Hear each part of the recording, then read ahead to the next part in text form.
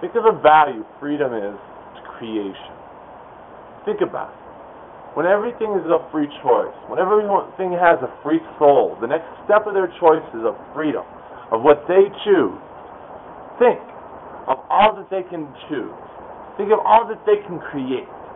Think of all that you can create. And your next choice is completely free. Free to choose whatever you choose of. Whatever you want and whatever you desire in the next step you choose. Think of what you have just created. Think of how that freedom is so essential to the creation and growth of creation. Think of new ideas now. And new ideas in creation.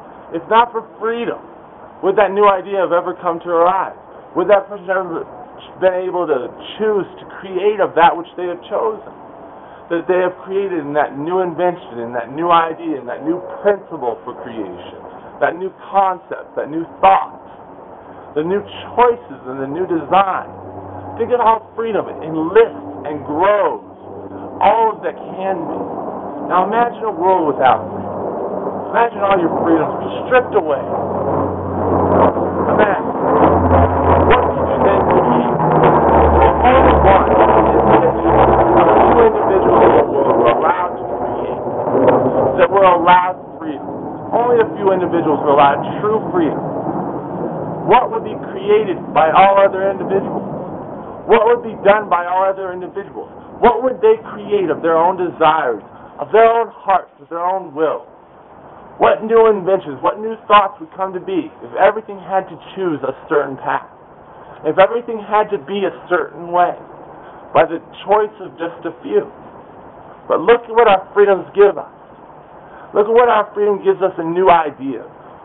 Our freedoms give us our principal values of new ideas. They give us the new ideas. They create the new ideas, the new possibilities. Because we are free to choose and to create of those possibilities.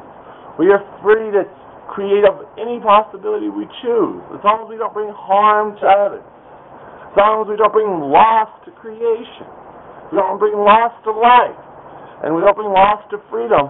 And as long as we don't bring loss to freedom, what is possible now to be created? By all those that can be, that are of creation, all those that exist. What is possible in the next step of creation when you are free? Anything. Anything is possible.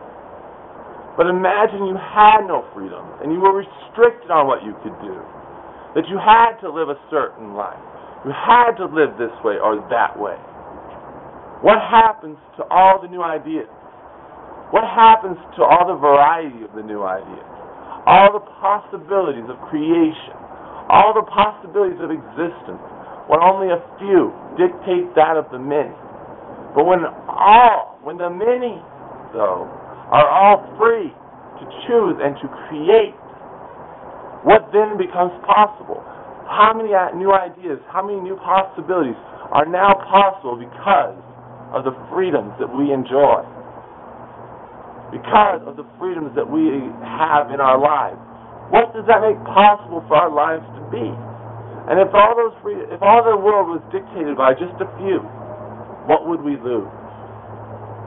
Think of all the ideas that would be lost in the future, in the past.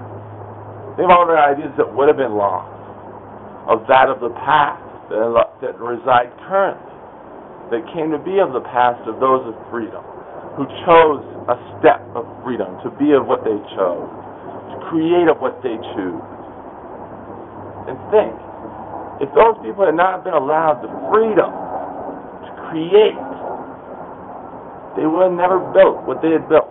Some of the most amazing wonders in our world. Some of the most amazing wonders to our modern day life.